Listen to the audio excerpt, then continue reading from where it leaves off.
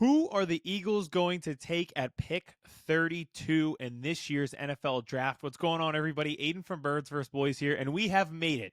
After months of mock drafts, analysis, prospect breakdowns, we are here. If you are listening or watching this, it means that we have made it to the NFL draft, and the Eagles will soon be on the clock. So what I'm going to do tonight is power rank from 10 to 1 the players who I think the Eagles might or will take at pick 32, barring any sort of trade out, which if you caught our most recent video, I talked about the potential of them trading out of the first round and then being more aggressive in the later rounds, starting in round 2. But we'll get into it right away. Another reminder, we will be live for the NFL draft. Round 1, right here on the Birds vs. Boys YouTube. So if you'd like to react to the entire round with us, feel free to do so. We would love to have you. And then, of course, we will be reacting hopefully celebratory terms when the Eagles are on the clock at 32 and make their selection. So, all right, 10 to 1. 1 being the most likely and my favorite prospect. 10 being a guy I could see them drafting, lukewarm on, okay? Now, a few honorable mentions before we get started. Just a few hours before this broke, the Daniel Jeremiah came out with his mock draft. He had Jahad Campbell going to the Eagles. I don't have Jahad Campbell on my list because that was the first mock draft I've seen in 3 months that has Jahad Campbell falling all the way down to 32. So I figured it best. I'm just keeping with the list that I had. So there's a few guys here. I tried to make it reasonable within pick 32. So Mike Green, the edge rusher from Marshall. I don't have him. I haven't seen him mocked to the Eagles. The Georgia kids, Michael Williams, Jalen Walker, I don't have them on the list because we're not assuming that they are going to make it to pick 32. So I try to do within reason the likelihood that they could get selected. All right, 10 to 1, let's get started. At 10, I have Nick Scourton, the edge rusher from Texas A&M. I've said this before, and I'll say it again. This is the pick that we won't get excited for, and then in 5 years, we think he's the next Brandon Graham. Now, here's the reason why I think he's lower on the list, but I still have him on the list. The Eagles did talk to Scourton. He was in their building. When I talk about Brandon Graham, he met with Brandon Graham there at the NovaCare complex. There's clear interest, and edge rusher is a position of need. It's a deep position, fortunately, for the Eagles in this draft. Now, with Scourton, the reason why I've only been lukewarm on him, here's the deal. I didn't like that the production fell off when he went from Purdue to Texas A&M. So he increased the level of play going from the B level of the Big Ten to A ball in the SEC, and the production fell off. But I've since read a lot about it. They tried to buff him up. He added 20 pounds. They didn't really have him playing in an edge rusher position in the traditional sense where it's get from point A to point B, point A being the line of scrimmage, point B being the quarterback. So in that sense, I can see why there was a drop-off in production. That can kind of calm my fears there. Without the fear of the production, one thing I do like about him is the pop and the power that he provides at that position. If you saw the picture that he posted with Brandon Graham, he's bigger than Brandon Graham. He's down to 257. He was at 280 at Texas A&M. 257 is probably a more reasonable weight for him. But I think what he can do is provide them some pop and some power at the position where I don't want to call Nolan Smith and Jalix Hunt finesse guys. That's not really what they are, but we do think of them in that finesse term of, again, those are traditional get to the quarterback guys, where Scourton would be more, you can play him on early downs, he can set the edge, he can hold his own in the run game, and I think that would be of value to the Philadelphia Eagles. So at 10, I have Nick Scourton. All right, at 9, I have Trey Amos, the corner from Ole Miss. Now, when it comes to that cornerback position, I've touched on this before. I really think that there is a possibility that they could go corner with their first overall selection. A lot of this has to do with the draft board and how it falls. I think some of the premium edge rushers will be off the table. I just touched on Mike Green, and I don't even have him on the list because I don't expect them to be here. I think the tackles will probably, the top 3 of them, will all be off the board as well, so you're not going to see them on this list. So then you have to start saying to yourself, all right, well, who's going to be there as the Eagles pick in the 30s? And I think there's reason to believe that those corners will be there, Trey Amos being one of them. Now, Trey Amos himself, the prospect, he did meet with the Eagles, so we know that there's interest in him and in the cornerback position. He looks like he was built in a cornerback factory. If you just look at a sheer photo of him, he looks like he was built to play cornerback. cornerback. You can also see that on the tape as well. Really fundamental, pretty physical with his hands. All things that you like in a cornerback. The game against Kentucky, I thought he was a little too physical. Got called for some penalties, but I think everything he does is traditional in the sense of what a cornerback should be able to do. Stay with receivers, be able to hold your own physically so you're not getting manhandled. Think about the worst performance that the Eagles had this past season. It was against Mike Evans. They just can't handle the physicality of a true X receiver in the NFL. So I think Amos would be able to hold up against that. And also a willing tackler. You see that on tape as well. When he was at Ole Miss, he was willing to come up to the line of scrimmage and make some tackles. So I think Amos, again, I would not ignore the interest that the Eagles could have in the cornerback position, and that is why I have Amos on the list and have him at 9. At 8, I have Gray Zable, the guard/tackle from North Dakota State. Now, please do not turn this off when I give the Eagles a kid from North Dakota State in the first round. I'm sorry. I know it did not work out very well or well at all the last time, but now with Zabel, I have him lower on the list. This one might be pushing it in terms of guys who would be there for the Eagles. I've seen him mock to the Seahawks a ton when they're picking in the teens. With Zabel, because he can play multiple positions, it kind of seems to be how different teams grade him, but he's definitely on some draft boards ahead of the Eagles. So this one might be pushing it in terms of will he actually reasonably be there at pick 32. With Zabel, here's what I like. Senior Bowl. It's kind of like they just take all of the best people that are going to be in the draft and they hoard them like sheep, and then they send them to Mobile, Alabama, of all places, and they have them all compete against each other. So it's the best of the best, the people who are going to the league, playing against each other for a week. Zabel was named Player of the Week by the scouts there. Not Offensive Lineman of the Week, Player of the Week. He was the best player at the Senior Bowl, filled with people who are going to the league this year. I like to see that. Now, another thing was Zabel. I think people are a little bit hesitant on him because he was a tackle and he didn't do his best work at tackle. Well, if he's going to the league, he's probably going to be a guard or a center.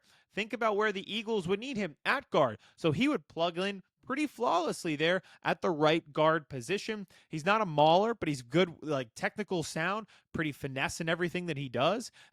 Everybody raved about his character at the Senior Bowl and how he was just like rep after rep after rep. He was ready to go and he was pretty dominant. So you could see him fitting in very nicely next to Cam Jurgens and next to Lane Johnson. So at 8, I have Gray Zabel.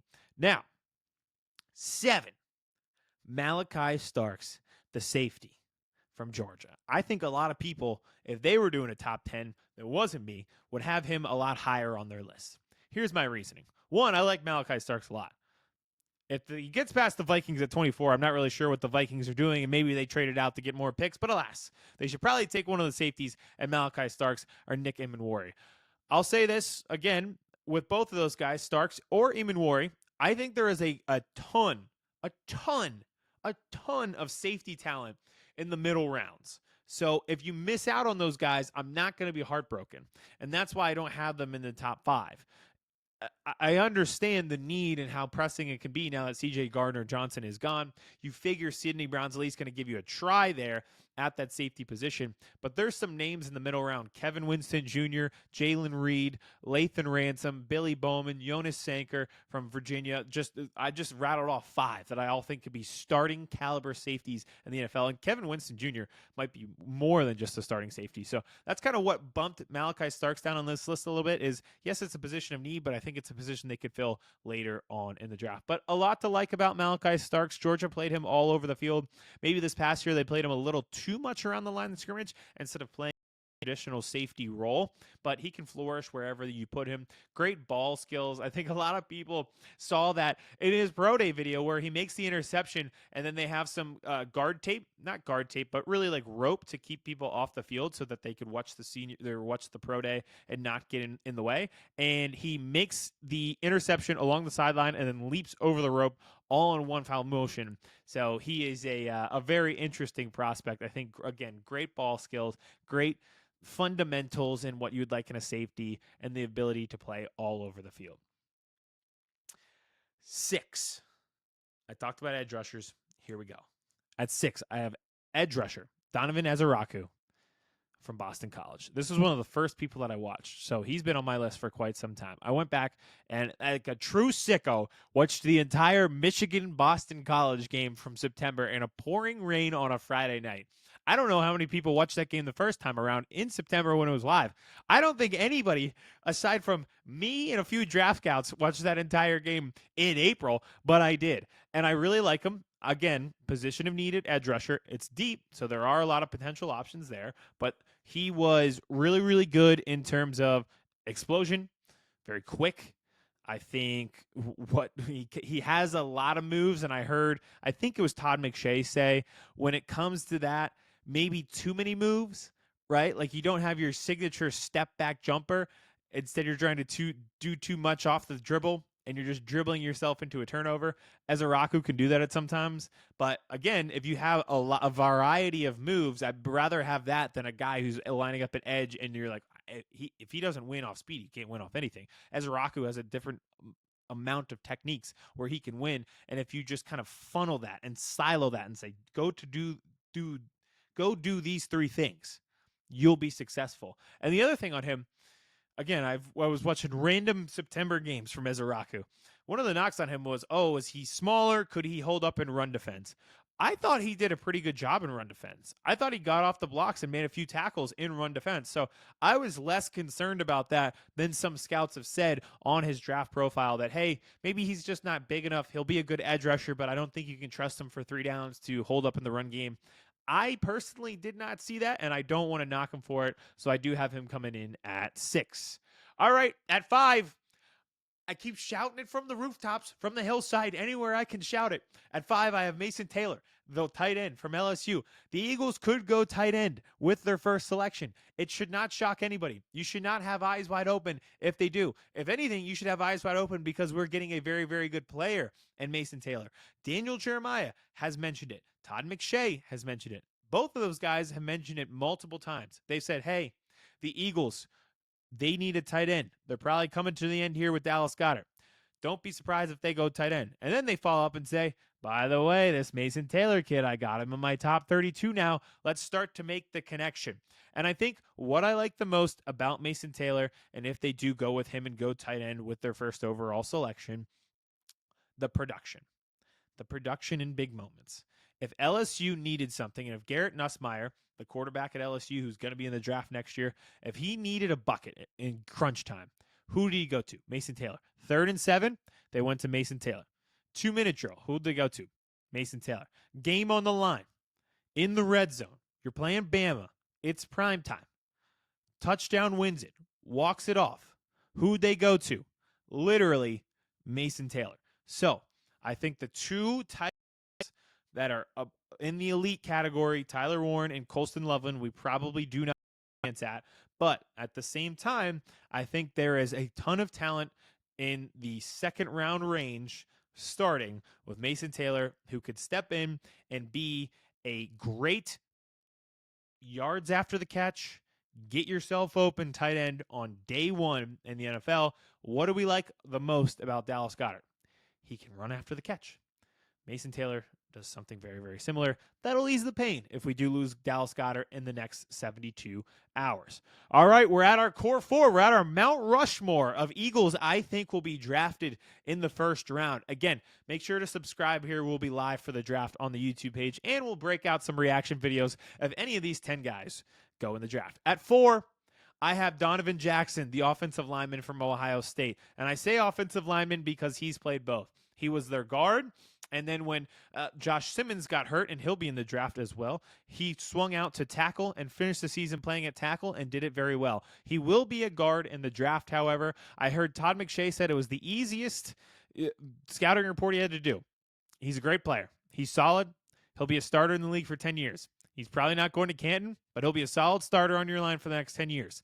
And I think if you're the Eagles and you've already spent a ton of money on your offensive line at the other 4 positions, you probably just want a guy like Donovan Jackson who would come in on day 1, set up, be your starting guard, plug him in on a rookie contract, and you can trust him to block efficiently. I think that's really important for this team. I like Tyler Steen. It would be a competition, but it seems like Donovan Jackson could come in and start for a team on day one. You have to love that about him. And we know the Eagles love multi-positional versatility. Multi-positional versatility. I'll say it again because it matters a ton to this team. And if Jackson can play guard and swing out the tackle like he did at Ohio State, that makes him even more valuable to a team like the Philadelphia Eagles. So at 4, I have Donovan Jackson. All right, coming in with our top 3. At 3, I have James Pearce Jr., the edge rusher from Tennessee. I think this is the guy that's been linked to the Eagles the most before draft season. And he swung quite a bit because going through this, we knew for a while now we're going to need edge rusher. This was probably the end of Brandon Graham. We knew Josh Sweat might not be back in free agency. So as draft season has come and gone, this whole time, even back to college football season, we keep hearing about James Pearce. There's a lot to like about him. It's weird, honestly, that he's down now to 32 and in that 33 to 36 range I see on a lot of the big boards. But what you like about him is what you liked about him from the beginning. He has incredible burst. He gets off the ball quickly. I think Abdul Carter is probably the only one who is quicker to the quarterback than James Pearce Jr. is. You could add Mike Green to that group as well. But those three are really elite in blowing by tackles. And you see it so many times on tape with James Pearce Jr. that he puts tackles just in a tilt-a-whirl. They look like a turnstile. He blows right by him, and he's at the quarterback. Another thing that I liked about him, he's very good sideline-to-sideline speed. So he can get out there, somebody out there, he can make the tackle. Speaking of that, he's very quick to the tackle. He can be quick in close range and follow and tackle. All these things, what does it all say? Speed, speed, speed. Speed to the quarterback, speed to the sideline, speed to the ball. I think that's very important to NFL teams. Now, very long, not in the sense of like Josh Sweat, because Josh Sweat was more muscular, more put together than James Pearce Jr. is at this day. Does that impact the Eagles at all? Do they think, oh, he might get pushed around a little bit too much at the NFL level where if he doesn't quick go by the tackle, he could be in a little trouble and he'll just get blown off the ball? I don't know. I still, again, he's in my top 3, so I would definitely take a flyer on that. And I think it builds the fastest group of edge rushers in the league with him, Nolan Smith, and Jalix Hunt of those 3, and we'll see what happens with Bryce Huff. All right, at 2, I've got Maxwell Harrison, the cornerback from Kentucky. Speaking of speed, this kid has it, a 4.28 40 at the combine. He's the fastest corner there. He has an athletic score off the charts. I'll bring up RAS again one more time in this draft cycle for people who are not sick of me talking about it yet, but the Eagles clearly care about it. Almost, I think 70 to 80% of their draft selections of the past few years have been an RAS score of 8.0 or higher. Maxwell Harrison absolutely has that. He is off the charts athleticism. And also, what comes with that speed? His ability to break on the ball. You see it in the pick sixes that he has. I'll bring it up here. Shortened season this past year, but you saw it even in the 2023 season, which was really, really good. This past year, he was either injured or they didn't target him, but he has a very, very nice pick 6 against Ohio where he breaks on the ball, and you know it's a pick 6 before the quarterback even lets it go. It's that level of speed. It's that level of break on the ball. One of the things about him as well, at Kentucky, they played a lot of zone. Vic Fangio and the Eagles play a lot of zone. So there's a lot to like there with him. And I think the term gets thrown around a lot, probably too much, but you got to stay stride for stride with the receivers. I feel like the receivers, if you're running a 4.28, are probably staying stride for stride with you. And the name of the game continues to be speed, speed, speed on the outside. Why not go get yourself the fastest player that there is to keep up with the speed on the other side of the football that keeps piling up? All right, we're through 10 to 2. That means we have one player left. Thank you again for everyone who's followed along through our draft coverage. We're now to our number one player that I would like to see the Eagles take at pick 32 when they are on the clock in the NFL draft in 2025. And that player is Walter Nolan, the defensive tackle from Ole Miss. The comp for Walter Nolan is Milton Williams. I cannot stress enough how perfect of a segue and transition this would be from Milton Williams to Walter Nolan. and keep this train rolling like we saw when we left the field in New Orleans. What I like about Nolan, the production. I know he's transferred schools around a lot. That's the name of the game these days. But in his final year at Ole Miss, he had 14.5 tackles for loss. That proves to me that he can get himself into the backfield and meet the ball carrier. He is very good at getting upfield and rushing the quarterback from a defensive tackle position. The Eagles have talked about it themselves when it comes to Jordan Davis and how he does his role very well, but maybe they evaluate the defensive tackle position in a different way where they know things are kind of changed, where Jordan Davis is good at what he does. He stops the run. He plugs the gaps. Now it's a little bit more geared to shooting the gaps and getting yourself into the backfield to meet either the running back or put pressure on the quarterback, especially with quarterbacks getting the ball out of their hands quicker as teams continue to play cover 2 defense with safeties over the top so they don't get beat by home runs. So Walter Nolan checks so many boxes for this team. Do I think he'll be there at 32? I truly don't know, but I had to put him on the list because there's so much variance. I saw a mock draft today where he went 12 to the Cowboys. And obviously here on Birds vs. Boys, that would piss me off to no end because I loved CeeDee Lamb and they got him and he was my guy a few years ago. And now Walter Nolan would be my guy and it would happen again. And Micah Parsons too. So again, that would be crazy, but at the same time, even crazier, I just saw a mock draft, Daniel Jeremiah. I mentioned his because the Eagles took Jahad Campbell. He didn't have Walter Nolan going in the first round at all. So I've seen him to the 49ers. I've seen him to the Cowboys, picking at 11 and 12. I've seen him to the Bills at 30, and I've seen him not getting drafted in the first 32 selections. So he is all over the board, but I guarantee you one thing.